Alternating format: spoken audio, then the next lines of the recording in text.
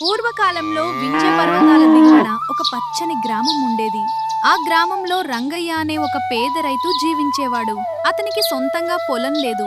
ఇతరుల పొలాల్లో కూలి పని చేస్తూ పూట గడిపేవాడు. కాని అతని హృదయం మాత్రం బంగారం. తన దగ్గర ఉన్న కొద్దిపాటి ఆహారాన్ని కూడా ఆకలితో ఉన్న పక్షులకు, జంతువులకు పెట్టి తన సగం కడుపుతోనే నిద్రపోయేవాడు రంగయ్య.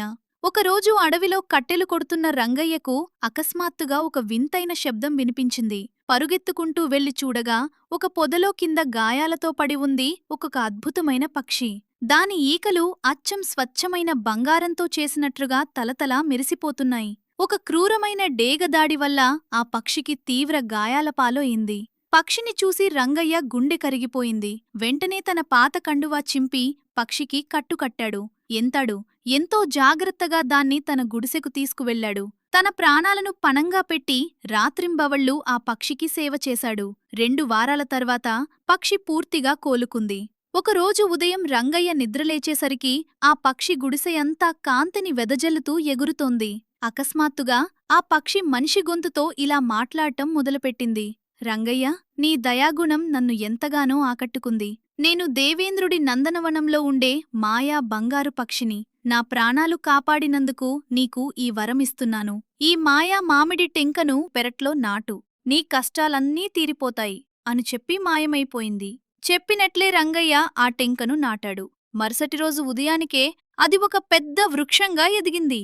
ఆకులు వెండిలా, పండ్లు బంగారంతో మెరిసిపోతున్నాయి. రామయ్య ఆ పండ్లమ్మి ధనవంతుడయ్యాడు. కాని గర్వపడలేదు. ఆ డబ్బుతో పేదలందరికీ సాయం చేయడం మొదలుపెట్టాడు. కాని ఈ వార్త ఆ ఊరి జమీందారు అత్యంత దురాశాపరుడైన సోమయ్య చెవిన పడింది. రంగయ్యను బెదిరించి ఆ మాయా వృక్షాన్ని వేర్లతో సహా పెకిలించి తన కోటలో నాటించుకున్నాడు. మరుసటిరోజు ఉదయం సోమయ్య ఉత్సాహంగా బంగారు పండు కోసుకుందామని చెట్టు దగ్గరికి వెళ్లాడు. పండుకోసం చెయ్యి చాచగానే ఆశ్చర్యం! ఆ చెట్టుకు ఉన్నవి బంగారు పండ్లు కావు, దారుణమైన విషసర్పాలు, తేనెటీగలు. మూకుమ్మడిగా అవి అతని మీదకు దాడిచేశాయి. సోమయ్య నొప్పితో, భయంతో అల్లాడిపోతుండగా ఆ చెట్టుపైనుంచి బంగారు పక్షి వాలి ఇలా అంది: దురాశాపరుడా, రామయ్య చేసిన నిస్వార్థ సేవకు ఆ చెట్టు అతనికి బంగారు పండ్లిచ్చింది. కాని నీ దురాశకు, క్రూరత్వానికి ఇది తగిన శాస్తి. తప్పు తెలుసుకున్న సోమయ్య రంగయ్యను క్షమించమని వేడుకున్నాడు.